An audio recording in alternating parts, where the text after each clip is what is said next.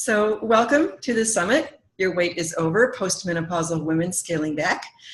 I'm your host, Jean Nitre, and I've assembled several experts who will share with you things that you can do to empower yourself and interesting information to help you shed those excess pounds and start feeling better about your body. And so today I'm talking with Diana Marchand, and she is a healthy eating coach in the general sense of the term. And welcome, Diana. Why don't you tell us a little bit about your background, where you came from in this arena of health? Sure, thanks. Thank you. Well, I have kind of always been involved in health and wellness for as long as I can remember. In my 20s, and even I started at a fitness center when I was 16. And then it was kind of like the changes started going on in my body, and I noticed different digestive problems and all of this, and my health started being kind of off and on and weird, and that led me to healthy eating a lot. And I was just trying to discover what's going to make me feel better, right? So, because the doctors couldn't really give me any answers. And so I was always kind of looking at how could I clean up my eating? How can I clean up my eating? And I was also into staying healthy and really wanting to keep my body healthy. And so I became a personal trainer, a yoga instructor. And I was working in those fields. And then that is when midlife hit me. I was about 43 when I started going through perimenopause. So very young to go through the change. I didn't know what was going on. And what used to work stopped working for me. So even though I was working out and I was training, I began to gain weight in the midsection, and I started having more digestive problems and headaches and all these other symptoms, and I didn't know what was going on. And the doctors just said, we don't know, you're too young for midlife change, so it's got to be like IBS, and all this other stuff. And they just want to put you on drugs. And I said, no. So that led me to research. And at the same time, my clients were kind of around my age or older, and they began noticing the midlife change. They began noticing the weight gain around the midsection and didn't understand why. And I didn't really know, because what I was doing with them wasn't really working either. So that really led me to my mission to figure out, what is this? What's going on in our body? And how can we best support our body? Like, can you lose the weight? Because there's this thing, right? You'll gain 12 to 20 pounds going through this change, and that's just kind of normal. And so I thought, well, what can I do? There's got to be a way that I can work around this. There's got to be something that I can do. And so that led me to read, research, and do everything I can. And I came across raw foods when I wanted to really go clean, as in I knew it had to be the food because I was working out. So when the food wasn't working for me anymore, I knew it needed to change. And that was basically getting rid of the starches, the cooked starch at that time, all gluten and dairy. And I was already a vegetarian at that time, but I was eating a lot of rice and crackers and stuff like that. Yeah, so it just kind of led me into the raw food area, where I actually became a chef and helped open up a restaurant and worked as a chef for 2 years. Oh, wow. Well, I was starting to help other women, because people are going, oh my God, there's changes in you. How do you do it? Well, what have you been doing? Because at the age of 48, I got down to a weight I was in my 20s. So by just cleaning up my eating, yeah. And so you started this cleaning up procedure, as you were just talking about, around 2010, you said? Yes. Yeah. You've been doing this for several years now. And so do you work with, do you tell people what the foods that we should eat and what we shouldn't eat, kind of thing? Yeah, in a way, I really believe that every woman is different. And I mean, at all ages too, right? I mean, you wouldn't feed a toddler the same as a teenager. You wouldn't feed a teenager the same as somebody in their 30s. But yet we kind of do. Once people hit a certain age, it's kind of like thought that they just eat those same things forever and ever, even though we're going through these changes, right? And so what I do is I help women understand what are the changes in their body, how they affect their weight, health, energy, and moods. And that's quite eye-opening. And those changes don't really stop, right? Like you probably know, once we finish, we still have changes going on in our body, right? Our hormones are still decreasing. And so I help them find what works for them, which is the most important thing. So how do you go about determining that? It's a lot to do with, why don't we try taking care of, we want them to try to decrease greatly the packaged food, the processed foods, all those foods that can be causing sensitivities, can be causing digestive problems, can be causing toxic buildup, because preservatives and junk food and all those foods with chemicals in them, those chemicals are stored in fat. So when we take them into our body can't digest them or metabolize them. So to protect the organs of the body, it stores toxins in fat. And so we get this extra fat. And if they don't know that what they're eating and drinking and even breathing in or putting on their body is causing toxic overload, then their body just gets puffier in fat. So once you start to get rid of those foods, and then you get to the real whole foods, and that's when it's easier to find out, oh, does this type of eating serve? How do you feel? And we kind of go from there. We get them on a clean diet, like clean eating, and with real whole foods. They can eat meat if they want, of course. And we discover which ones work, what doesn't. And I work with food combining rules too. Oh, yes. So about the toxins that we accumulate with the junky food that so many of us eat, myself was included in that. Do you offer any suggestions as to how to get those toxins out, or do you just go to really clean eating and that does it? Yeah, the way I work with it so far is just working on not taking in any more of those toxins. But it's very true. We also need to detoxify what's left in the body, right? And that's really important. So there's various detoxes things. I know I saw one of your videos about a patch, and Suzanne Summers also does that patch. Yeah. So things like that, like there's that. You can also do like juice cleanses or smoothies, where you just spend a week, 4 days, 5 days. But some people may not want to do that. So I try to work with women where they're at and what they're willing to do. That's very important, because some people, they got to take it at their own pace, right? Right, exactly. But the understanding that is hugely important too. Yeah. People don't realize that. I put a lot of emphasis on it in my system. So yeah. Yeah. Because the toxins reside in the fat. And so you get the toxins and the fat goes kind of hand in hand. And it's so much easier. Weight loss is so much easier when you get the toxins out. And there's a variety of ways to do that for sure. Yeah, and the body's not going to get rid of fat when the fat sits garbage dumps. It's like the garbage bins. As long as you're bringing in garbage and have that garbage, it needs a place to store the garbage. Right. That's the most important thing. No matter what people say, they can't say, I just can't lose this bit of weight if you're still taking in. Exactly. And by the way, as you probably know, the body is very intelligent, and the adipose fat here around our middle, which is so hard to reduce, that is holding toxins away from our organs. So our organs are protected by this adipose fat, which does not mean that we want it there any longer. Get the toxins out, get the fat out. So, and a lot of times, Diana, making these changes in our diet, and any change actually for that matter, can be difficult, challenging, and stressful. Do you have any ways that you help women through these, not the change menopause, but making changes in their lifestyle?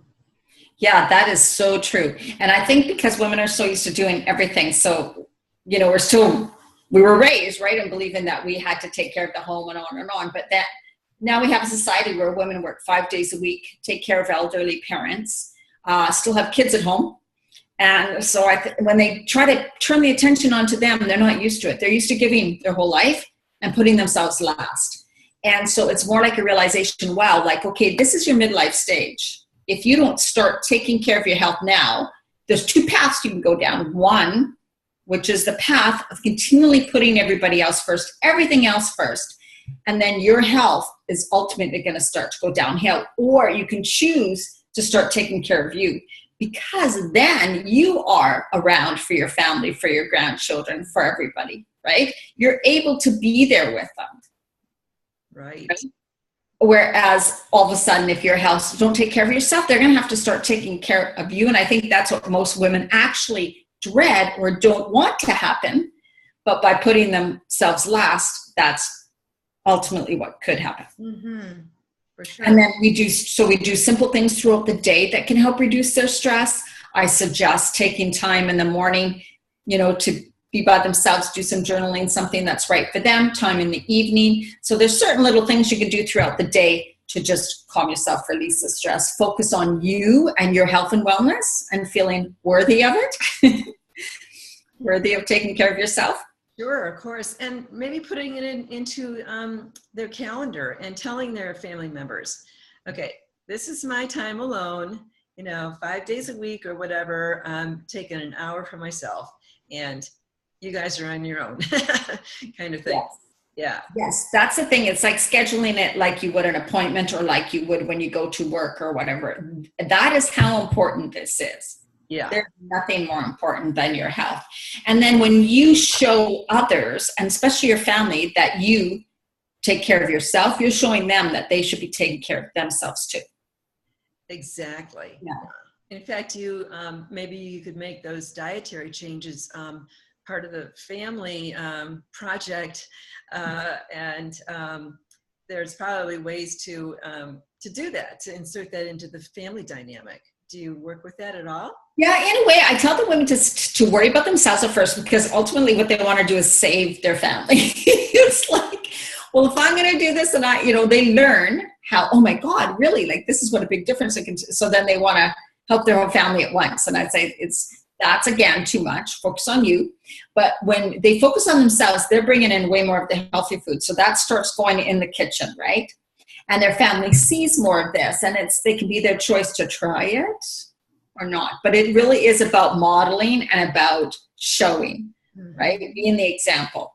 So they're the ones, they're bringing in more healthy food into their family environment. Right. And the family can go, oh. And it's funny because truly every single time the spouse or the children, whatever, end up slowly changing too, as long as you don't force them. Oh my gosh, that's a really great thing to know. Yeah. No resistance, no force, and let them make their own decisions. Right. And if they want to participate in the cooking, if they want to, then, that might be a really good thing as well, especially for the little. Right. And and making their own food. Like, I think we just don't. Sometimes mothers are so busy and that they just make the food, and they don't. And then the kids leave home and they have no idea how to cook. And then there's this cycle of eating bad, chunky food and packaged food. Right. Or maybe every Saturday night, make a meal together, something like that. Yes. Use your creative brain to bring everybody together. Yeah, exactly. Really, really important. We need to get back to making our own food and realizing that food, like, kind of is medicine, basically. Right. And, maybe it would be fun to go to an organic farm and take a look around there and understand that milk does not come from cartons. It comes from cows. Yeah, things like that. That's right. And growing your own, even sprouts or something. Yeah. So. Yeah. And all the farmers markets, I think there's farmers markets in every little area where there's any agriculture. So that's a really fun thing to do. Yeah. Yeah, things are changing. I'm really happy about that, because the food is what makes a huge difference. If you can just start with understanding the cheap, junky stuff that's out there and the marketing. And someone said at one time, don't buy any of the food that's ever advertised on TV. Yeah, for sure. That's the bad food, right? Right. Or the other sort of truism is shop around the perimeter of the store. That's where the fresh stuff is. And the middle is all the packaged stuff that's not good for us at all. Yeah, and read labels, because you'll be surprised what's in some of the foods. And even Bick's pickles, they actually have preservatives in them, which it's supposed to be. We pickle things to preserve them. So it's this whole crazy thing now that, they just do food the fastest, the cheapest way. Shove it in cans, shove it in jars, get it in there, preserve it so it lasts like forever. Right. It can sit on the shelf and be hot, cold, whatever temperatures, right? Yeah. Are there any foods that you highly recommend? I know I didn't ask you about this beforehand, but any foods that you highly recommend for all these women that we're talking about? Well, it's funny because it sounds so simple. really, fruits, vegetables, and greens, fresh greens. And fresh greens are like some of the healthiest food on the planet. And they actually are higher in protein. So kale, spinach, 65%, 60% protein. And they also contain essential fatty acids. They contain minerals and trace minerals. They contain the antioxidants. So do the vegetables and fruits, right? Broccoli, cauliflower, cabbages. Cabbages are extremely high in calcium. Bok choy is high in calcium. Broccoli is even pretty high in calcium. And then, of course, we have things like quinoa now, which is everybody mostly knows what that is. And that is a good protein, right? And it's low in starch. And so for women who are wondering about weight thing, you know, the heavy potatoes and the pastas and stuff and the white flours and the scones and all that, you know, once those leave, people want to hold on so tight, but you'll realize you feel so much better. And that's what tends to bloat and put on the weight. But also things like having even green smoothies every day. 2 green smoothies a day helps with water, the fruit, the vegetables, and the fresh greens. Not vegetables necessarily. You could put some cucumber. And fresh greens, real live food like that. Yeah. Sprouts are excellent. They're very highly nutritious, right? And then, yeah, using some of the super powders that are out there too. If people know about spirulina or wheatgrass, things like that. Right, exactly. And when you throw a lot of just throw a lot of vegetables in a blender and with some protein powder, a good quality one, that can be really very, very nutritious. Do you agree? Oh yeah, and it helps for us to break down, like in a smoothie in the morning when you have like a big handful of kale or spinach and some fruit and water. I don't use a lot of almond milk, so we don't need all that. In your smoothie, you can add things like chia gel. It was extremely one of the healthiest foods on the planet. Chia and hemp. Right? They're really good essential fatty acids, really good omega-3s, and we need those for our body. We need them for our brain, and they help to feed our hormones. So by also adding those to your smoothie, you get more nutrition in a morning smoothie than so many people do in a week. You can, by what you can add to them. Right, and it might be a good way to introduce more vegetables into the family diet by making these smoothies in the morning, because a lot of people just don't like to eat vegetables. Yeah, or they're like, how am I going to eat that many salads for the greens, right? Exactly, yeah. So yes, you mulch them up, they make it easier for your body to digest.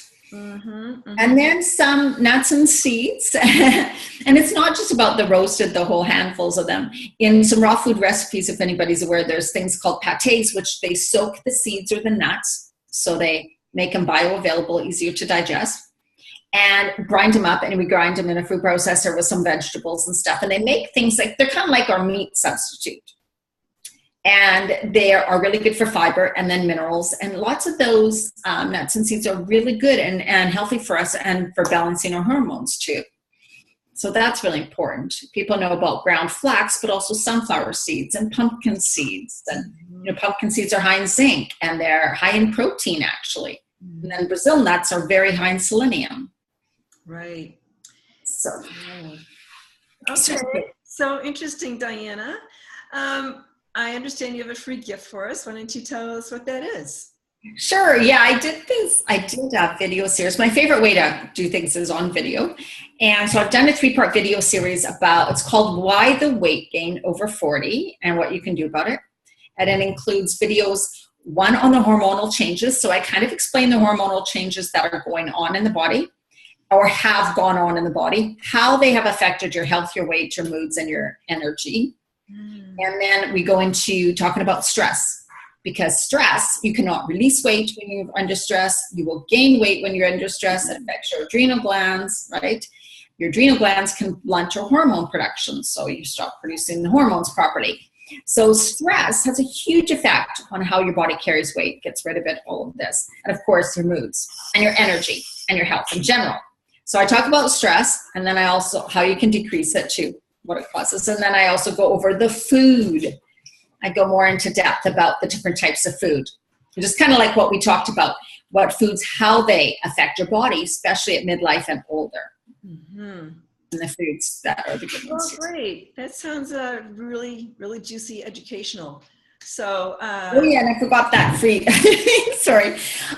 What I find most women is when they start their day, they start it a bit wrong. So I did a little ebook on how to start your day the healthy way with recipes for drinks, some of those smoothies, for drinks and food for breakfast and mid-morning time. Oh, great. Yeah. Some real practical stuff we can use. Yeah.